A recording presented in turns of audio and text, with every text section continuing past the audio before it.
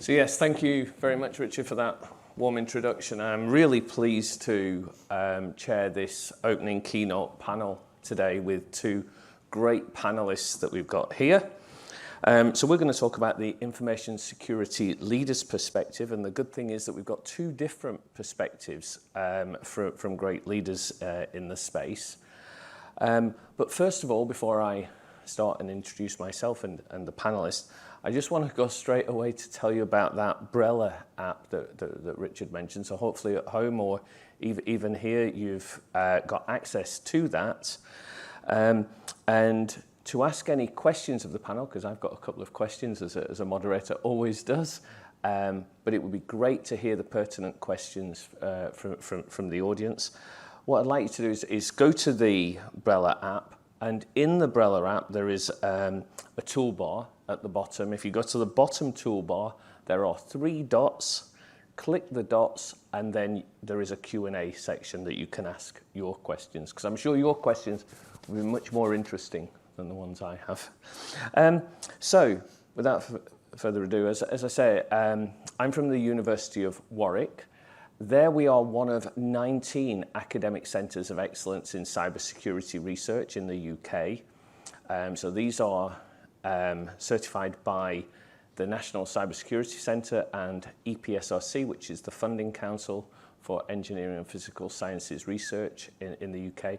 And that was designed to really have a gold standard of research in the UK. So it's a pleasure for me to lead the work there at Warwick, but there are some fantastic researchers there, and it's great to see in this audience people who are current leaders who are graduates of courses at the University of Warwick. So onto my panel here. On my left we've got Pete Cooper. Pete is the Deputy Director for Cyber Defence at Government Security Group in Cabinet Office. And I'll ask him to say a little bit more and give his perspective in a moment. And next to Pete is Jamie Gerber, who is the Chief Financial Officer at IONET Cybersecurity, one of the platinum sponsors, as you'll notice here as well, and a leader in the field. So we just heard about the growth in spending and deals that have been done. So I think Richard said about $6 billion was spent last year in 2020. It's interesting that the cost of cyber attacks has been estimated to rise to $6 trillion per year by the end of 2021. So that just shows you what proportion of spending there is to the potential cost. So some might argue that even though that $6 billion is significant, it may not be enough. I should attribute that to CPR magazine, actually, that quote. But yes, I'll go straight onto the panel now and ask Pete to introduce his role and to explain from his perspective the major current and emerging challenges that the finance sector are facing in terms of cybersecurity. Pete. Yeah, thanks, Carson, and thanks to everybody who's come today. It still feels slightly strange to be looking people in the face in an event like this, and it's great. So thank you for being resilient in getting here. So, I mean, the financial sector is facing many of the same challenges that a lot of the other sectors are facing, in that, as Carson's already sort of alluded to, the attacks are increasing. The complexity of our technology is to a certain extent increasing as well. So the attack surface that we're presenting is significant. And when we look at that through the lens of all of the other challenges we've seen sort of post-pandemic, brackets still in pandemic, and actually the financial pressures that organisations are under and the multiple competing priorities they're trying to juggle, it's a really noisy space that we're in at the moment. Added to that pressure with from a regulatory perspective, trying to steer through what that looks like for maintaining all of the multiple regulations that the financial sector have to juggle themselves through as well. It's pretty much a bit of a perfect storm at the moment. And that's why there is a lot of things to be worked through, and it's a good long-term challenge that we are facing. And it's actually great that Jamie, for example, is up here with a CFO perspective, because ultimately this is about collaboration across the whole of the organization. So this is around, like, do you as an organization see this challenge through the same lens from the CEO, through the CFO, through the cybersecurity team, and understand what it is your long-term objectives to see through them.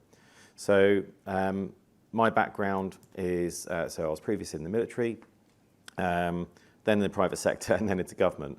And at the moment, I'm looking after the cybersecurity for basically the whole of the government sector. So departments are responsible for their own individual cybersecurity, but my team in the Cabinet Office look after basically all of the standards, all of the long-term strategy, all of the assurance, the red teaming, serious and or cross-government incidents and vulnerabilities and everything else like that. And all of that is about collaboration. All of that is trying to understand what the challenge is objectively through as much of a single lens as possible so that we can cohere all of those different centers of gravity and act through a common goal to get to the objective, which is to be more resilient and more secure. And those are exactly the same challenges that the financial sector are working through at the moment. I mean, going back to the slide we've just seen about the investment in FinTech, it's amazing. It's fantastic to see all of that technology there. But we've got to remember that all of those technologies have got to be as secure as possible, right from the inception of them all the way through to use inside the organization and out the other side. Because ultimately, it's that attack surface that we present is critical, and it's those collaborations we build between suppliers and customers to maintain the trust that we've got to secure throughout the life cycle of what we have as our organizations. And it's those challenges that we've got to work together all the way through. And there is no, I'm really sorry, there is no single answer on any of that. But it's going to be a long-term solution. And I'll pause there and hand over to Jamie. Well, fantastic, Peter. Thank you. And glad to indeed as well see everybody here finally back together. I think just to amplify on a couple of the points that we've already started talking about, and in particular the real nature of the threats today. You all will know that the threats are coming through trusted sources. They are turning off your reporting in your firewalls and turning off the reporting in your endpoints. So your ability to actually even see the intrusions happening have been, you've been blinded to them. And the intruders are using the kind of tools that are readily available today to go hide in the noise, right? So the task has not gotten any easier. And as I look out here across the chief information security officers and hopefully a few fellow CFOs and board members, I know that the task that you all have to overcome is actually pretty well understood. We can't just keep adding people, though, and that's I think really perhaps the crux of the solve the problem, find the right kind of mix of resources and process to actually address the problem. So we'll, I'm sure, be talking about that at greater length today. But fundamentally, I think the way we need to challenge ourselves is to acknowledge that our model today is built on defending in isolation. Each of our agencies and companies are essentially told, set up to defend yourselves, and we'll all sort of help out a little bit. But defend in isolation is a losing proposition. And that's something that I think we should all challenge ourselves to think about differently.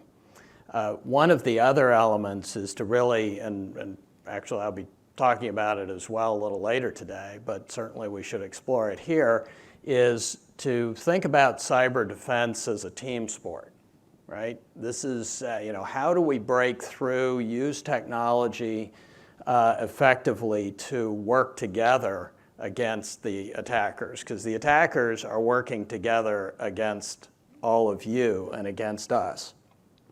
So I think that really perhaps the crux of how we need to start thinking about how we in our organizations approach cyber defense, that we have to break through that defend in isolation model and figure out better how to defend in teams. It is a team sport. We need to equip ourselves that way. Thank you. Pete, you'd like to? Yeah, and I'll come straight in, to just second that hugely. And just to reflect on, so we're in the middle of writing the new government cybersecurity strategy. So how does government defend itself? And one of the key tenets we've got in that is we need to move to a position where we defend as one. So how do we move away from potential stovepipe thinking or stovepipe defense? Because our adversaries can attack down those stovepipes and get multiple value out of multiple attacks if they attack in stovepipes if we don't talk to each other. Now that's something that I've seen the financial sector tackle really well through things like the FSISAC, Cyber Defence Alliance, and all the collaborations with the law enforcement agencies. So actually, all of that experience I've seen from the financial sector, we've tried applying in a lot of the government aspects of how we're doing this. So what can we form as those collaborations to stop defending in stovepipes and start defending as one? So you've got a great legacy that can be building on to deliver that collaboration all the way through. And it's not just a case of sort of learning in one direction. So we're learning from financial sector as well. Yeah, I think it's a really good point, Pete. And when you were both speaking about team sport and sharing information, it reminded me of a conference quite a long time ago, where one of the speakers was someone senior within the Serious and Organised Crime Agency when it existed. And what was pointed out is we've got organised crime, but we're fighting it with disorganised information. And that information sharing, you said the FSISAC, Information Sharing and Analysis Centre, those kind of approaches are really important, the Cyber Defence Alliance. But one thing when I reflect back over time and seeing that there was probably from my perspective, a golden period where a lot of information was exchanged. And that was down to a lot of people all of a sudden recognizing in senior positions in finance, hey, we need to share information. Of course, that may have changed over time as personnel changed. Do you think we've got enough processes in place, you've mentioned the fora, that we don't rely just on people who think it's a good idea, but there are processes and it's really taken up perhaps throughout the boards and organisations that this is a really good idea. So if I ask you, Pete, first, and then perhaps Jamie. Yeah, it's a really good point. So collaboration, it's a bit like I don't know if anyone remembers the Game of Thrones meme. One does not simply collaborate. It's really easy to say, but it's much harder to do. And you can have somebody who's really well connected and got a great sort of set of sort of friends and colleagues and old contacts that are spread out throughout the sector. And you can rely on that person to really understand and go and speak to his friend and go, actually, have you seen this? And what can you help with? And actually, have you got these IOCs, or are you suffering from this attack as well? But that's individual to individual. So that's not embedded within the organisation. And it's really quite difficult to go from that sort of collaboration to a proper organisation to organisation collaboration. Because the second you start talking about that, then the next people that really need to be getting involved are the lawyers. How are we going to share information? How do we maintain privacy appropriately across the organisation? And it's really nice to see that there are some great leaps forward with how we can share information quickly around cybersecurity issues and maintain all of those things, but it just takes more effort to go through. But for me, the maturity aspect of it is that somebody, that key person that you've set up all these collaborations with, if they move on to another job, the collaboration between the organizations still keeps growing, still keeps thriving. So if you look across your organizations and go, if that person leaves tomorrow, we lose a lot of our contacts into those other organizations, then actually you've got more work to do on the collaboration side of it. Because it needs to be naturally done organisation to organisation. So yeah, just picking up on the theme and again the FSISACs and the similar organizations that have really pioneered ways to share and ways to help each other, truly to be commended. I mean, of all the industries that we have an opportunity to serve, the financial services industry have really been leaders here. But I would also have you think about the very premise of what we were just talking about is that the way the current sharing model works is dependent on people knowing each other, one, and two, being willing to share.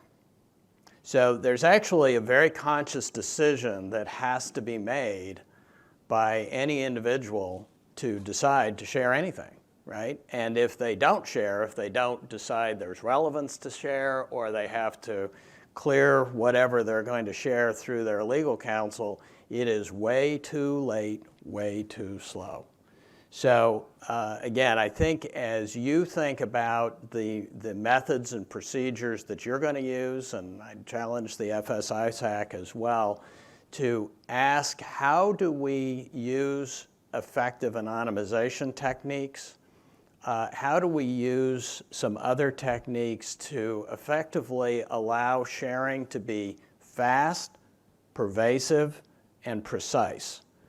And without those three things, then what is happening is inadequate information is being shared, and it's being shared in too vague a way so that it's very hard to be actionable. So when you think about collective defense, and I think maybe that's a construct that we should all think about, how does that work in our organization? How will we work together in a yet higher order construct here that can be fast, pervasive, and precise? That, I believe, is going to be where we need to go. And we've got a great foundation to build on with what the FS-ISAC and others have established. But I think that's the next step that we really have to take. That's fantastic. Thank you, Jamie. And I will point those at home and those in the audience just something, because you mentioned about anonymization and this technology kind of approaches or organizational approaches. The Royal Society back in 2019 conducted a piece of work around privacy-enhancing technologies.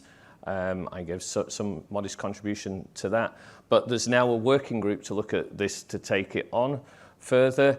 So there's, I think, 9 of us on this Royal Society working group that will be publishing something next year. But it looks at techniques for this kind of thing. So those of you may have heard about secure multi-party computation or private set intersection. And really the way that when I talk about some of these sometimes is rather than privacy-enhancing technologies, which tends to be about how can you get some information from an individual, they should really be considered partnership-enhancing technologies. How can we share information so we can get a global estimate of the size of threats without revealing the posture? And that's one of the questions that we got here about why do people not share? And I think you've both covered that already very, very well. So thank you very much. Yes, Pete? I mean, just to add, I think that, and it's also, when you're thinking about collaboration, it's easy to look across at your peers and organizations that are very much similar to you, and it's easy to collaborate with them. But there's so much value in collaboration, what I would say more on the edge. So that when you've got diversity across some of that collaboration, then actually that's when you really see some benefit. So if you look across, for example, the research community or the hacker community, if you look at things like vulnerability disclosure programs or bug bounty programs, those are really collaborations as well. And there is so much value on them, even though they might not be what you would call traditional for some sectors. Actually, there's massive value on this because this is about trying to see your cybersecurity challenge through as many different lenses as possible to come up with that really great understanding of what it is you're facing. And those diverse communities can help you do that. But again, it's the collaboration, you just have to work on it like any other sort of collaboration as you go through, but there's value out in that diversity that's really worth going for. Thanks, Pete. So there's been some statistics about the growth of cybercrime, and of course, 63% of data breaches last year were claimed to be financially motivated. So there's a business case. That's from government technology, I should state. So there's a business case for people to try and compromise our systems.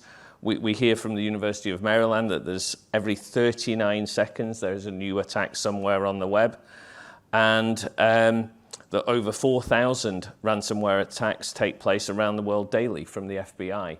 So there's a lot of activity, and we've talked about it, and we're doing our best to defend.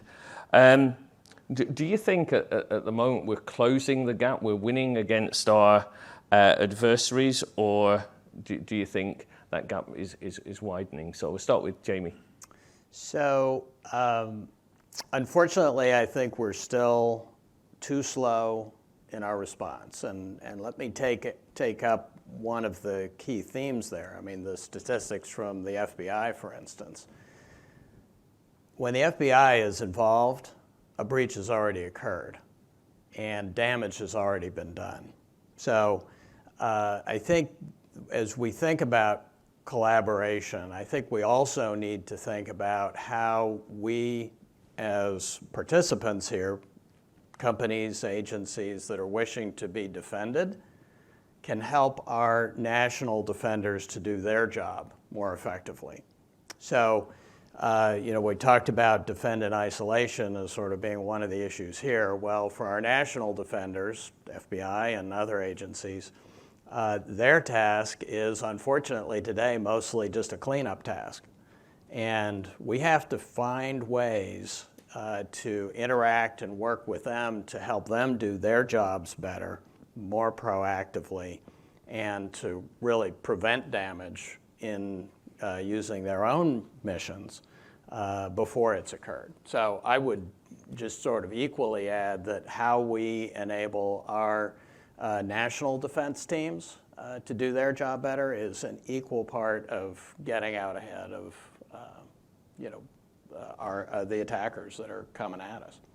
Thank you, Jamie. Pete, would you like to add anything? Yeah, I mean, Jamie, it's always quite difficult following Jamie as he hits on some really good issues, and it's always nice to get the CFO talking first. Yeah, I mean, we are in a way, if you look at it through some lenses, you would say we're not winning yet with the scale and size of the attacks that are coming out and what they're going against and the size and the criticality of it. And the monetization that we're seeing a lot of the threat actors being able to do at the moment is you sort of look at their value model and it's really easy to see and it's really clear. And for a lot of organizations on the defensive side, that's still really hard to see. And there was a stat that I saw last week where it talked about how many organizations in the US, for example, still don't even have a security team. So we've still got a long way to go. So if we think about how far that journey is again, we're not going to be able to scale quickly potentially into organizations like that and I'm sure we're going to come on to the people and skills and that sort of challenge later.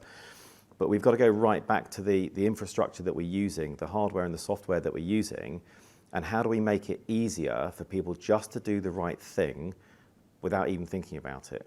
So that comes right back into the FinTech world, which is the products that we're making and building for the sector have to be absolutely secure, with the understanding that at some point, a high-end adversary is going to look at that system or look at that software and try to find a way to subvert it.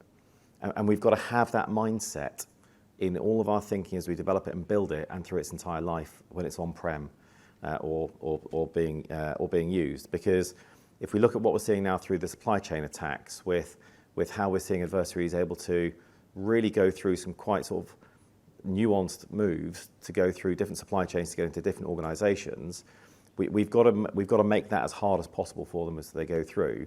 And that's not just at the technological level, that's also at the collaboration level between customer and supplier. And that's also at the collaboration level between the security teams who are able to quickly talk about it and have a good dialogue around, right, how are we going to work this together if something goes wrong? Have we actually wargamed this together and sat down on a tabletop exercise and go, right, if somebody compromises you, how are we going to sort this out all the way through? And that can sometimes be a really hard conversation between customer and supplier. But that to me is a sign of a really mature relationship because that's the reality of what we're facing at the moment. Super, thanks, Pete. And just to iterate, one of the things that's difficult that you're both alluding to and Jamie said specifically is that there are people that have already been compromised. I think some recent study found that the average time that people had been breached before they noticed it was 11 months. Back in 2010, I authored the UK Security Breach Investigations Report, supported by Police Central E-Crime Unit and Serious Organised Crime Agency. And for those breaches that I analysed, it was 18 months where, on average, that an organisation had been compromised but not recognised. And many have put it around that kind of figure over the past 11 years. So actually, as you said, when the FBI is involved, it's a bit late. Or it's at least reported, so it's certainly a significant challenge. I'd like to come on to something you just mentioned there, Pete, about skills. I think it's a really interesting and important area for the financial sector in this current climate. So I'd like to ask you both. I'll start with you, Pete, and then go on to Jamie, if I may. But do you think the cyber workforce in finance is sufficiently skilled to adapt to the changes that we're seeing? I'm sort of going to flip it back, but just sort of to throw it out there as a question is define a cybersecurity skill. Because that's part of the challenge that we're facing at the moment. And I think the best description that I've heard somebody give at the moment is that if you look at the cybersecurity career path, that there is no one cybersecurity career path. And it's a little bit like the London Underground. There's multiple entry points, there's multiple paths underground, and then there's multiple exit points. So therefore, if you try to really tightly define it, then you might have challenges. And if we think about the skills of like eyes on screen and SOC and those real deep technical levels, we need that type of skill that can really get in and understand and monitor and build that secure software and the hardware and the infrastructure. But then if we start going up the organizational stack, it's have you got the right people that understand the policy, the policy and the strategy as well, and can link that technology with the CEO, the CFO, and actually be those translators. Because a lot of the time at the moment is we've got to be able to translate between the technology. There is no way that you're going to expect the CEO to be really well versed in all of the deep technology that's involved potentially in their organization. So somehow you need to translate those challenges up through the organization, and that's a skill in itself. Because you can have the best technology in the world, but unless it's wrapped in the right policy and strategy, it will gather dust on a shelf and you won't make the most of it. And we haven't got the money or time not to make the most of our amazing technology that we're growing and building. So it's how do we get those different skills together? And that means not just bringing people up from within the schools or universities, but it's also bringing those in horizontally with career changes and actually letting them know that you don't have to be a deep technical expert and be able to build your own network to really contribute something amazing into the cybersecurity industry or to the financial sector or to any other sector. Is actually you have a load of skills which are transferable and we can teach you the rest.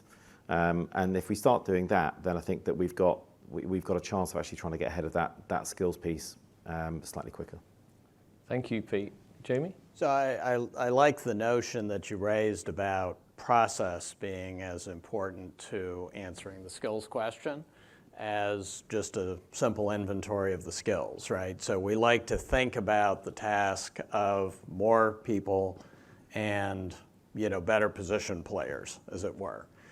So those are the requests that most frequently come at the CFOs of the organization is, well, I just need a better position player, I need some more players. And there aren't enough of any of the above, as we already know. So that's why not only training up and continuing to build that cadre of skills is important, but also making sure that the process in which they're functioning in your organization, and again across organizations, is equally important. So we know about the importance of really excellent and regular training of everybody in our companies on good cybersecurity protocols, right? That reduces the amount of workload that your direct security teams have to perform. So that's a good example of process. One of the other really important parts about process is and this gets to this new model of collaboration that I think we should all be thinking seriously about is the mid-size and smaller organizations have no prayer in the world of having enough skilled people within their own team. So, right, that's why the MSSPs are out there and others, so the collaborative SOCs. Those are some good models, but they aren't, as I think I would argue, sufficient. This is where a new model of collaboration, I think, can help move us even that further step forward so that the teams and skills that we do have actually get applied effectively. Super, thank you, Jamie. So, I couldn't agree more about it being not just technical as well. And one thing that's important, Pete, where you mentioned about people who might transition into cyber, the NCSC, National Cybersecurity Centre in the UK, has certified a number of degrees as being of a high standard, and many of those are these transitioning degrees, and it's great for me to know that at least one person in the audience here in London I know has been on such a course at the University of Warwick, where we have a cybersecurity management degree where we take people from other areas, give them those skills, and clearly it works because they're finding senior positions in industry. So I think that's important for us to recognise the wider context. I think we've got time for probably just one more question, and it comes from the audience, as a few of these have already.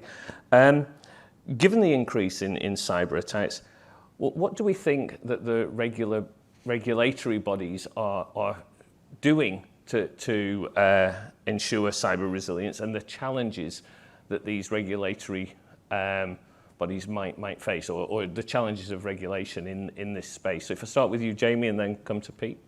Sure. I think that we can all take a lot of comfort in the fact that our respective governments are thinking very deeply and hard about how to set up some frameworks and set up really point some different directions that we can all follow. So within the United States, there are a number of really significant executive orders that have been coming out of the administration recently that are really pointing to what the private sector needs to be doing, is expected to be doing, can be doing to be a more effective partner in what's called private-public partnership there. But look, that's an overused term. What it really means is how do the public sector agencies work more effectively with each of you, with members of the financial services sector and other critical infrastructure sectors to better defend together. And so I think you look to those executive orders, you look to the frameworks that are being published to really tell us all how can we really kind of line up and be more shoulder to shoulder in going after this problem. Regulation's a really interesting question.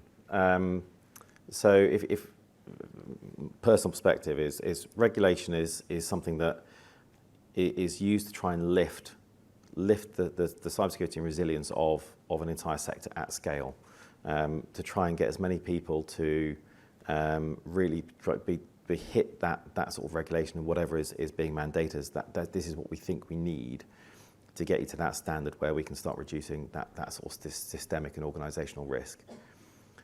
But the challenge to that is that I don't know of any adversary who will sit there and go, I'm not going to attack them because they're ISO 27001 compliant. So regulation will only get you so far.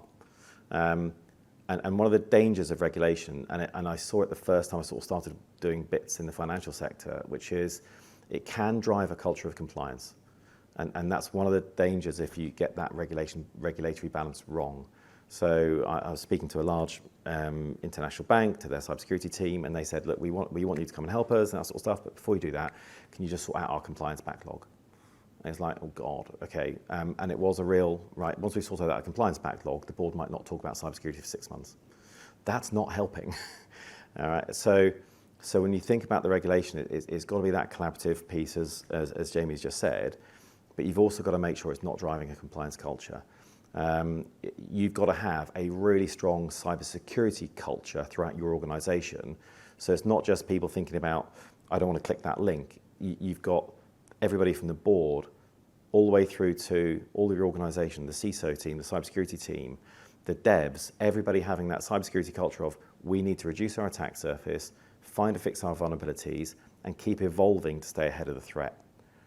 That culture, combined with regulations, is where you want to be. But if you're trying to think your organization is secure because you're just meeting the regulations, that probably isn't enough. Thanks, Pete, and that's a great point to end on.